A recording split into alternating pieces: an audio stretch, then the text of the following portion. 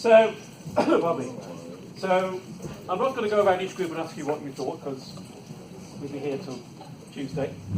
But what we will do is talk through some results and get you to shout out what you think. You'll see what I'm talking about in a second. So, what we did was to look at the change in reported type from 2007 through to 2017. And we're going to start off with ESFP. You'll see why in a second. So David, are you ready with ESFP? Anybody old enough and possibly British enough to remember Bruce Forsyth's Play Your Cards Right? That's what we're going to do. So basically, the question is going to be, in a moment, do you think there's more ESFPs now than there were, in which case you shout higher, or less, in which case you shout lower. Got the idea? Let me just show you a few numbers first. So, in 2007, 2.2% of the whole group were ESFP. Do you think it's higher or lower? Higher? Higher. Lower? Lower. Ooh, equal. Shout louder. Higher? Higher. It's sort of been balanced out, doesn't it? It does seem to be fairly even. Which is just as well, because actually...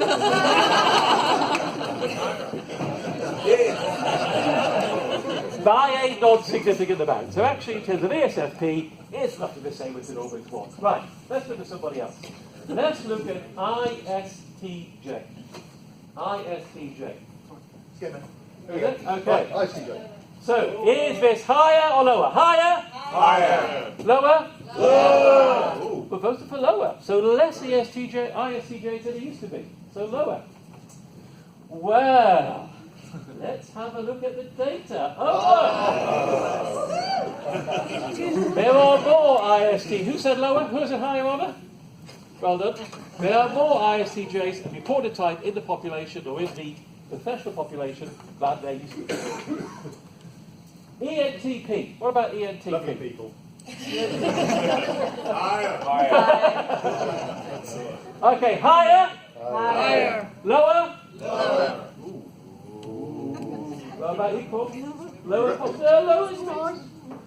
Because it is lower. There are less ENTPs around than there were in terms of reported types in the European professional population. Okay, we're going to do two at once now. Two at once because they went in the same direction. ESFJ and ISFJ, higher or lower? Higher? Higher. Lower? Lower. I think the highest have it there. Yeah, I reckon. Yeah, higher then. And that's what it is. There's rather more of those people around than there were. And last but not least, we're going to look at ENTJ. Higher or lower? Higher? Higher. Lower? Lower. I think the lowers have it. Yeah, they're getting the hang of I this. think they are. Because the deal is lower. Now, does anybody see a pattern in this data? S goes up, N goes down. Yeah? NTs go down? SJs go up?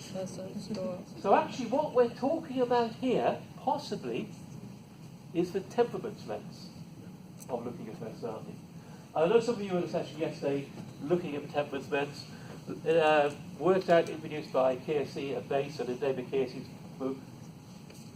And what, I'm just going to very quickly go through this because I imagine many of you know this already. So what the temperaments lens suggests is that the core difference between people is between sensing and intuition. So as it says on the slide there, do you look at the pragmatic here and now, or do you focus on future possibilities? So sensing or intuition. For those people with a preference for sensing, who are focusing on the here and now, the next important thing to look at is, do they do that work in the here and now in a more structured way, SJ, or a more spontaneous way, SP. And for people with a preference for intuition, who are focusing on the future, do they focus on the task, FT, or people, NF? Okay? Now, for anyone who's a big fan of temperaments, my apologies for jumping through that, and I know the temperaments aren't exactly the same as the East type table, but they're broadly equivalent to what we're talking about here. So we have 4 groups which are often called the guardian, and I can never remember the other names of them, so I'll just remind myself what they are. The guardian or the stabilizer, the rational or the theorist, the artisan or the improviser, and the idealist or the catalyst. Sorry, John. Speak a little bit louder. Sorry, I beg your pardon. So that's because I was reading my terrible scrappy writing and I couldn't read. And I was doing a multitasking thing, trying to work out what the hell I would at the same time I was talking. I'll try again. So, I'll say it more clearly this time. So the guardian, or the stabilizer, the rational, or the theorist, the artisan, or the improviser, and the idealist, or the catalyst. So these are different names for the different temperaments. And when we looked at the data, splitting the data by the temperaments, this is what we found. More people with the SJ, guardian temperament, and less people with the MT, rational temperament. And the other 2 temperaments, pretty much the same as they were. So this is what seems to have happened over the last 10 years. Yes? I'm sorry, could this be just linked to the personalities themselves? That the MTs were early adopters of the tool, they like it, and more people took the questionnaire, and as it becomes more mainstream, then the SJ says, okay, it's okay. So that is one possible reason. But thanks for the link, because what I want to do now is get together with somebody next to you. And these are the characteristics of guardians and rationals. Get together with the person next to you, and think, why might be this the case? And that's one possible reason. There may be others. So spend 5 minutes talking with the person or persons next to you. Think about why you think this change might be. And also, actually, is this something you've experienced yourself when you've been using type over the last 10 years, for those of you who have been using type over the last 10 years? Okay. Get together with someone next to you for 5 minutes and think about why. Let me stop you there. Any group would like to shout out one reason why you think this may be? Here's your chance to speak. Anybody want to shout out the reason? One reason? Okay, go. The tyranny of program management. Tell me about the tyranny of program management. Well, we've got to live scheduled, analyse and sort things out, and we're tired, blah, blah, blah. Not here. So we heard the tyranny of program management. Yeah, so we talked about our lives are more scheduled, they're more planned, in work or home or both. Well, but in our personal lives, In our personal lives as well. Okay, so things are more time pressured, more planned, so perhaps we're forced to be a little bit more like that, whether we like it or not. Any other? Yes. What we're seeing in this data is how the questions were answered. Yes, this is reported time. It's a very important point.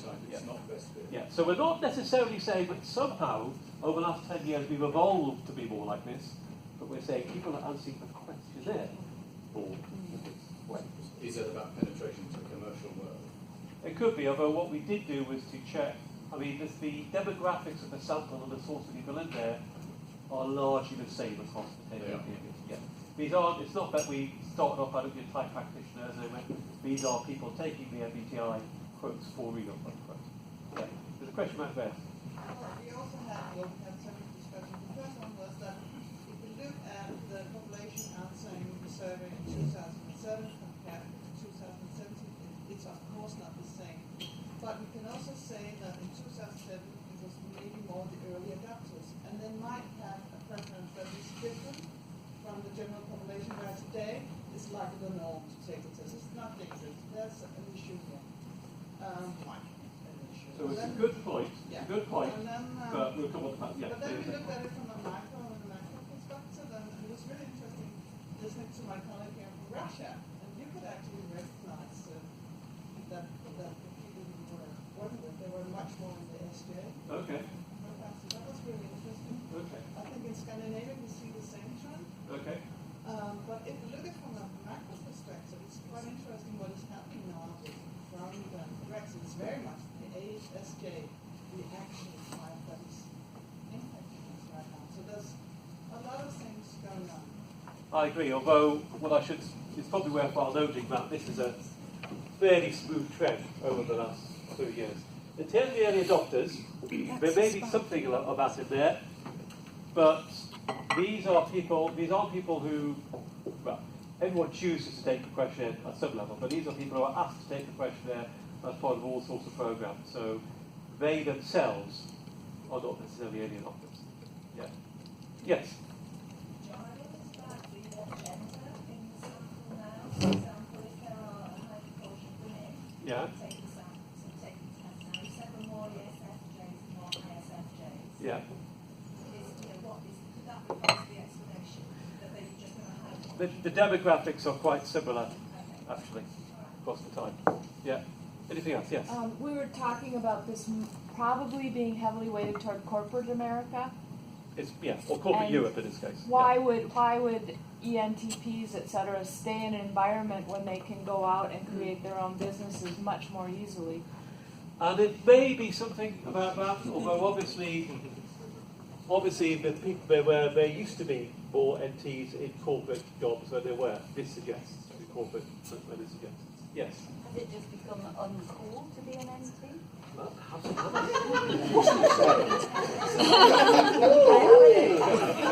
quick show of hands. How many people have an NT present in the room?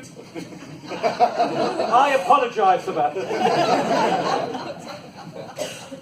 Anything else? If you look at the figures, like 10 years before, like 1979, We didn't have the data. We didn't have the data. It would have been good to do that because we'd have liked to take it further back, but we didn't have the data. Yeah. just thinking about the culture we're in, it's getting more based on like procedures and detail and admin. The system's getting added all the time. Yes. To everything. Yeah. And I think you're absolutely right. And of course, one of the things which is putting those systems in place is the advent of a digital revolution. People were talking yesterday about the tyranny of this stuff, and it may be that that is part of what's going on here. One of the things we wondered would be, well, perhaps are younger people, people who are early adopters, more people who are born as digital natives, more affected by this? The answer is no. Actually, this is a pretty consistent effect across age groups and across age cohorts. So in terms of reported type at least, something is going on. We weren't quite expecting this, frankly. We didn't know this when we started doing analysis. We thought, oh, that's weird. Let's share it with this group. So it's really good to get your views because we don't really know what's going on either. But we're going to do some more investigation. Yes? I'm just wondering whether actually reported type may not be the most important thing in the end. It's best fit, isn't it? Yes. So if you come to best fit using the online questionnaire, you come through a sort of digital process, which is quite introverted, quite sensing when you're actually doing it. Yeah. If you have a best fit discussion using the pencil and paper, hooray for the pencil and paper, then in terms of best fit, I think you're more likely to get a discussion that enables a more sort of nuanced approach to actually what you're. I think you're absolutely right, and it is a disadvantage of it, but this is based on reported type, but that's the data we have. Yeah, sure. What I would say though is because these are people who've done the question on opening assessment, rather than the system which then goes through and does the feedback only online, these people will have had face-to-face or, they will have had best fit feedback. But after these results. But we don't know what those results are. Yeah. But something clearly is happening. Something is going on. And the question is, where has this taken us? Where's next? Where are we going? And the reason I put this strange image up is just a caution, really, against making assumptions. Because a few years ago, some academic, who's probably still hiding his head in shame, was asked about, given the advent of texting and so on, what's going to happen in the future? And what he said was that, well, clearly what's going to happen is we're going to grow an extra thumb. Evolution tends not to work like that. And frankly, even if you became more sexually attractive and therefore had more children by having an extra thumb, which seems a bit unlikely, I think. By the time that process had happened, we wouldn't be texting anyway. There'd be something much more advanced in place. But I think it is important to know a little bit more about where we're going next and what might be happening next. So for that, again, I'm going to turn over to somebody who knows about this stuff. David. Thanks, Rob. So in our journey of exploring technology and beginning to think about where we're heading, There's an area which we've yet to explore, and that's artificial intelligence, or AI. And Rob did a great exploration of maybe some of the ethical challenges around artificial intelligence and using it in psychometrics yesterday. And so this is an interesting quote. This is Elon Musk, Mr. Tesla, and he's right in the middle of all of this stuff. He's actually creating artificial intelligence as well as worrying a great deal about it. Now, all of those tech rock stars, they are using that data that they're collecting, that digital trail that we leave behind. They're collecting masses and masses of information to feed these artificial intelligence systems to try and work out basically new products and services for us all. I think what Elon's worried about is single organisations, and he doesn't actually name the organisation, but it's a famous search company beginning with G. He worries that they will gain ultimate control and give some reasonably astute examples of why he's worried about it. And there are probably other organisations around the world as well. And there is a lot of scary stuff spoken about. In fact, there was a film released last weekend called Do You Trust This Computer? I was going to, in the interest of time, I won't show the ad for it, but if you get the chance to see it, do watch it. In some respects, it's comically scary, because they just go completely over the top with the things they're trying to worry you with. But it does give a reasonable exploration of some of the potential challenges of artificial intelligence. But I do want to show you this little fella here. This is Spot Mini, and what I'll do is I'll just run the video.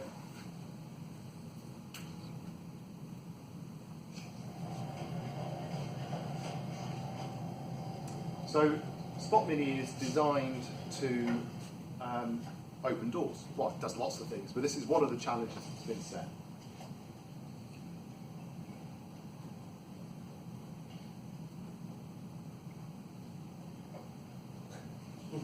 Now, Spot Mini's from a company called Boston Dynamics. They're actually part of the same group as Google under the Alphabet group.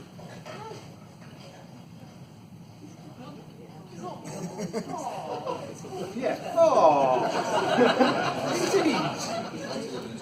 Disgraceful, isn't it? Although that's a bit creepy.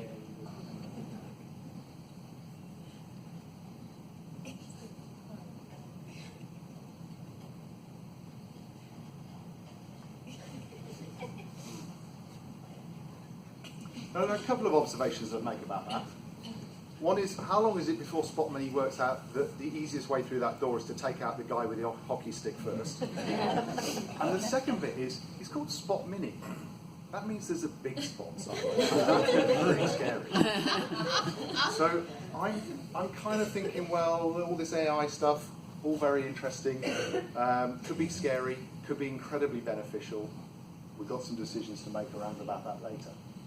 So let's just get back to why we're talking about this. Why are we talking about AI? Well, because it's the last link in our digital age. As we have increased computing power, increased storage, increased ability to analyze data, increased connectedness, and the introduction of artificial intelligence into the mainstream, we've created the conditions for what's called the fourth industrial revolution. This blending of human intelligence and machine intelligence, creating new ways of working. Each previous revolution that we've had, industrial revolution we've had, has seen a seismic shift in the way we work, and each has brought significant societal change. But it's not the only factor at play. The global financial crisis in 2007 saw a change in the pattern of working. In the US, where people were finding it difficult to get new jobs, people created their own businesses. They found short-term contracts, were able to broker their skills out into the marketplace. And they were using technology to be able to do this. It was allowing them to be found on the internet or to offer their services remotely. So much so that now around 55 million Americans are contract or contingent workers. And that number in Britain is around about 15 million. We've been less impacted, but these really were the precursors to the gig economy, this change in the way people are prepared to work.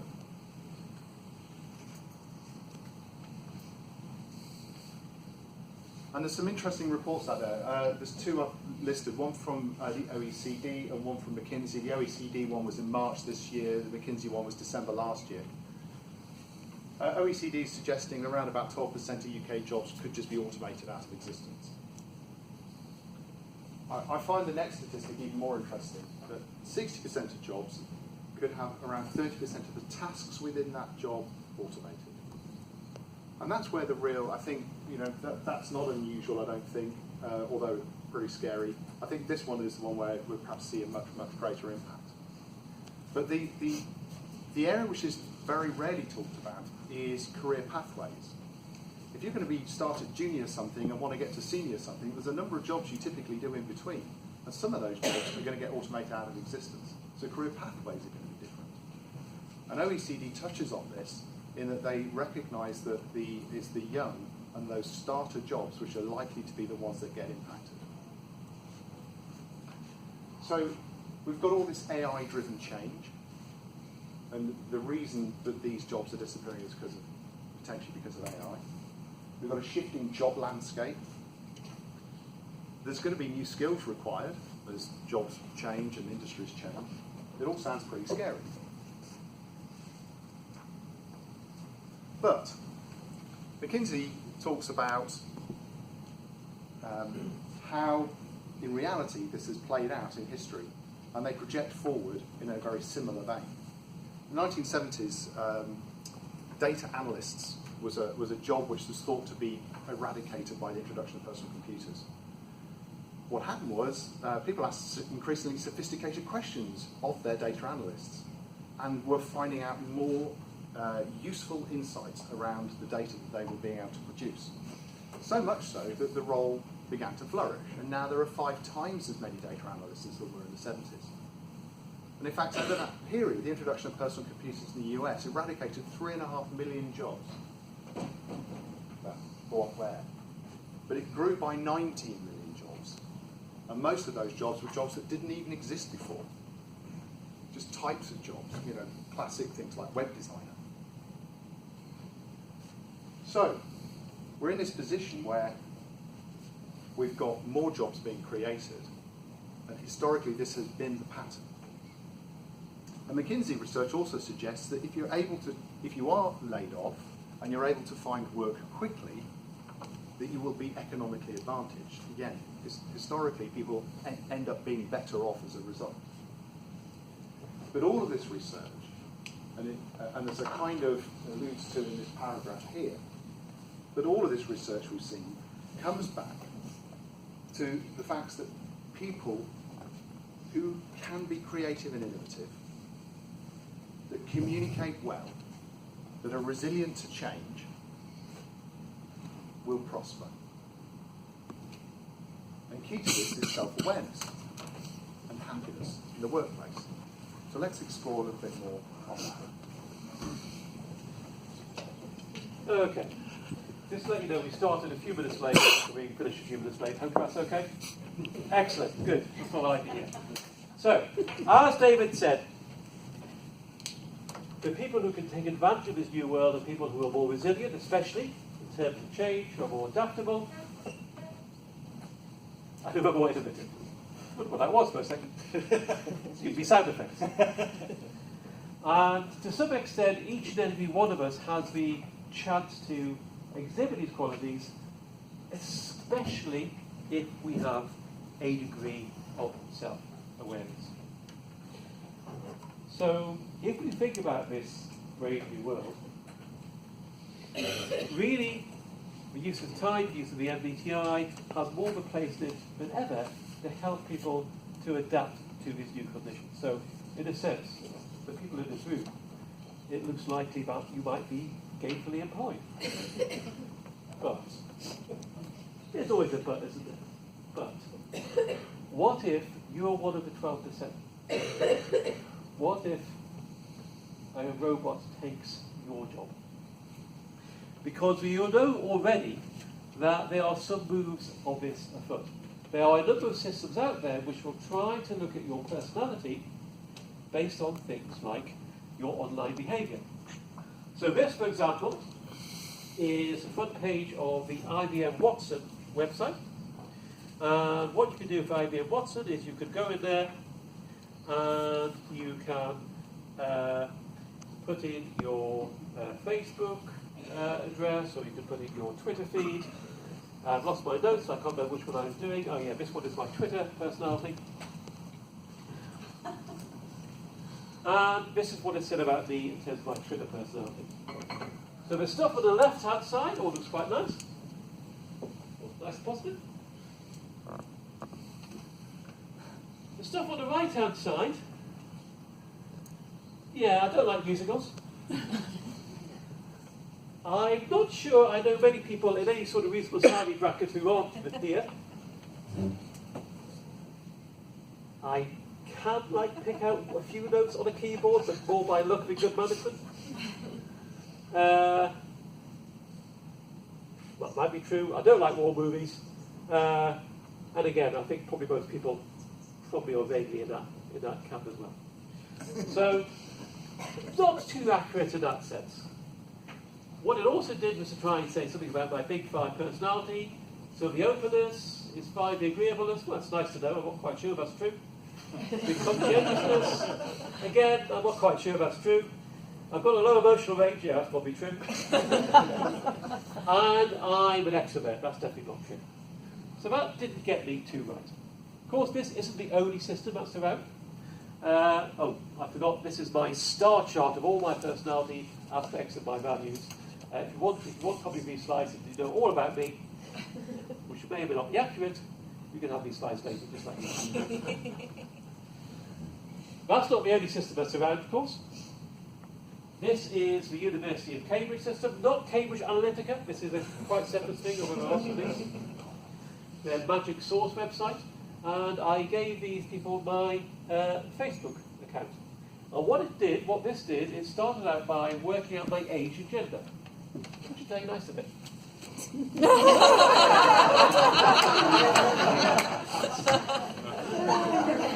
Clearly it knows something that I don't know.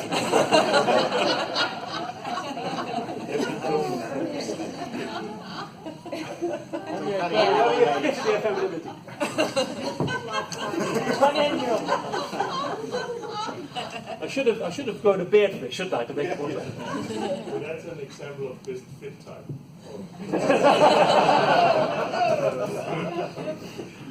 We'll find out later. So, I think this is probably because the main thing I use Facebook for is actually an automatic download of photographs of my Flickr feed, and lots of people have put lots of pictures on Facebook or female, and that's probably where it's got that from. But I don't know. It's a bit of a black box. And certainly it hasn't got me particularly accurate. It does rather better with my personality, I have to say, this particular one. So, lots of these systems are around, and there is a possibility, because they're there, they're easy, they're cheap, people like them, that it may take over a little bit, or to a large extent, from the sort of thing that we do. But perhaps fortunately for us, there are some issues with these sorts of online systems.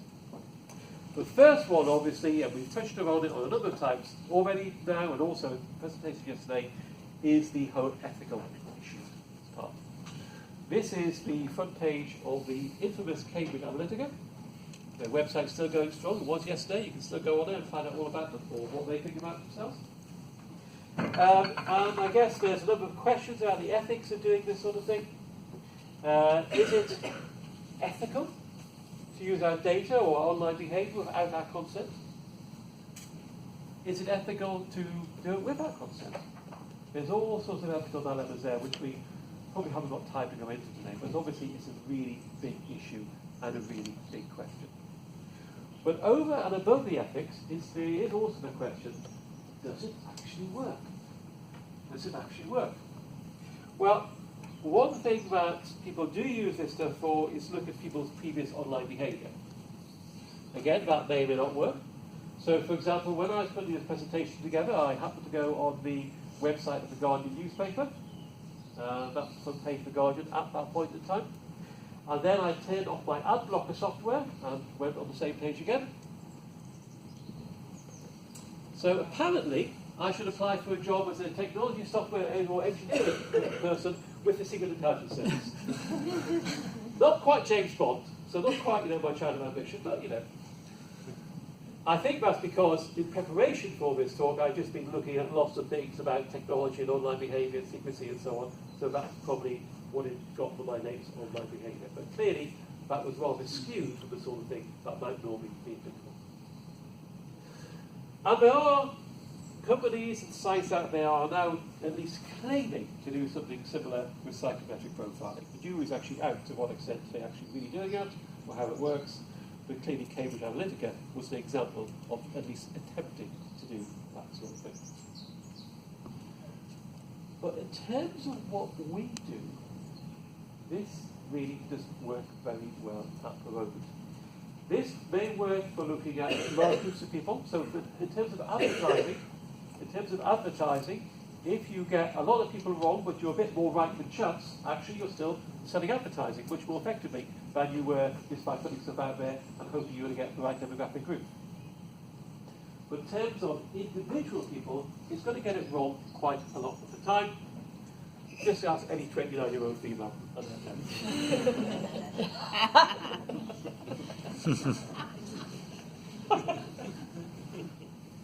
It's also the case that we all, at least to some extent, curate our online profiles. The stuff that I do on Facebook is very much about me and my personal life. The stuff I do on Twitter and LinkedIn is very much about my work life. You'll get a very different picture of me from each of those. So people are savvy to that, and people are quite prepared to create their online profiles. So it's not as foolproof in that sense as people might claim it is. I think there's always an attraction in personality profiling of any sort of something you do in secret, and some other person can't influence it. Actually, clearly we can influence how we appear online, through what we actually do online, and create our online profile. So I think one of the lessons from this is that practitioners are more relevant than ever, because even though there's all these new ways of actually looking at our personality, people will still need some way to help them make sense of that, to help them use that, to help them interpret that, to help them actually apply this stuff to their everyday lives, to their behaviour, and to the issues they actually face in the world.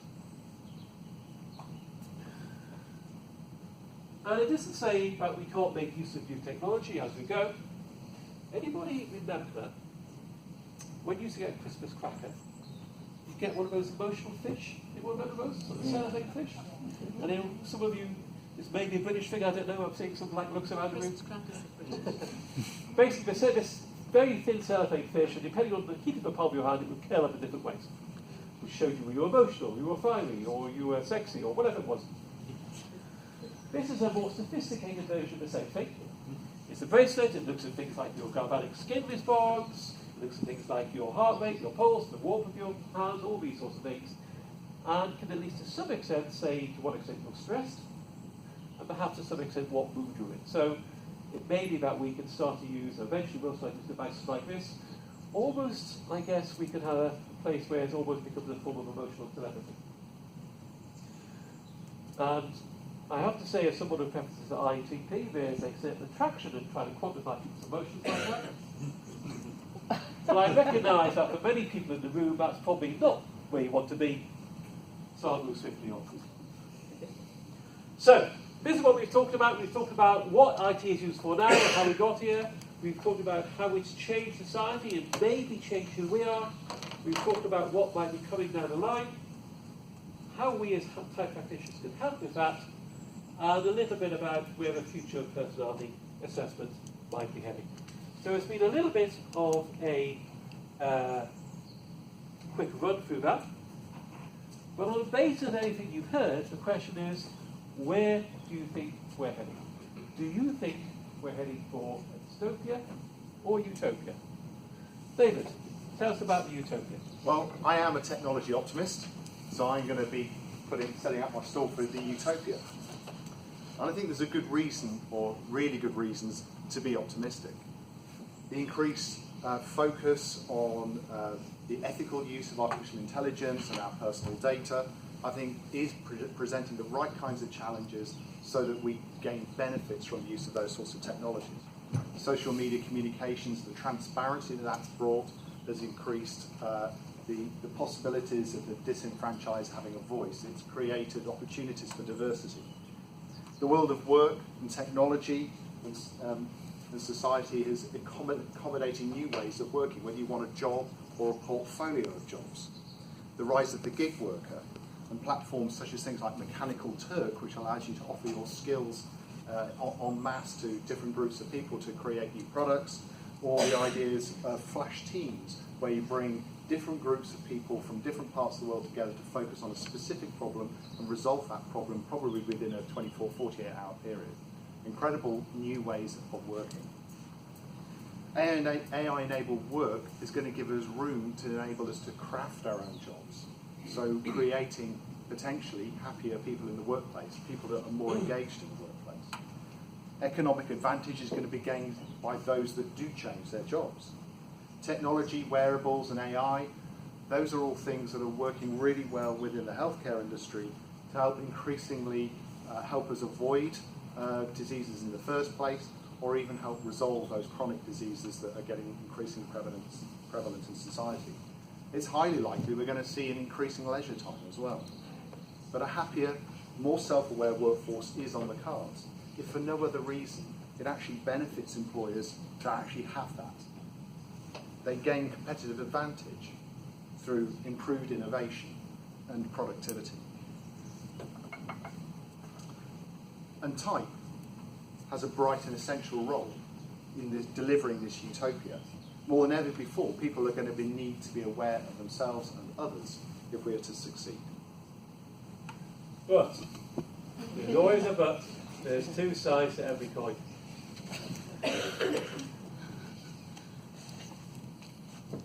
Even assuming that we're not about to be overrun by Russian or possibly American military robots in the next few weeks, there may be hard times ahead for us. So we might see, for example, society divided into the haves and the have-nots, with the people who are more resilient, adaptable and innovative, and the people who are more competent and happy with the digital world moving on ahead, while everybody else is left behind out in the rain. And there will be people who lose their jobs and don't get new jobs. We might see a generation scrambling for work. And if you don't want to be a gig worker or portfolio worker, if that's not what you want to do, you may not have a choice in that. And those possible health benefits of AI that David talked about might only be available to people who can afford them. And who's to say that more reliance on technology for physical tasks won't lead to an epidemic of obesity? Anybody see the film Wall-E with the obese people on the spaceship? Is that where we're going to go, perhaps? I don't know. And of course, if we become ever more reliant on technology, where is that going to impair our development as individuals, as a society, perhaps even as a species? And what we're going to do with that leisure time that David's talking about? Are we just going to vanish into a virtual world while society falls apart around us? And however we use artificial intelligence, there is a danger that it's going to limit our choices, push us along certain standardized paths, and hamper our development. And that's just for what's often known as narrow AI. When we get general AI, when we approach what people call the singularity, when AI almost approaches consciousness, perhaps the best we can hope for then is that our robot overlords will ignore us rather than destroying us. But hey, I'm an optimist. So, now is your chance to vote. Are we heading for a dystopia or a utopia? Votes for dystopia. I am. Votes for utopia. Yay! I think We're heading for a bright future. Excellent. Thank you very much. We've probably run out of time to answer any questions, but come and talk to us individually. And I think Sue wants to say a few words.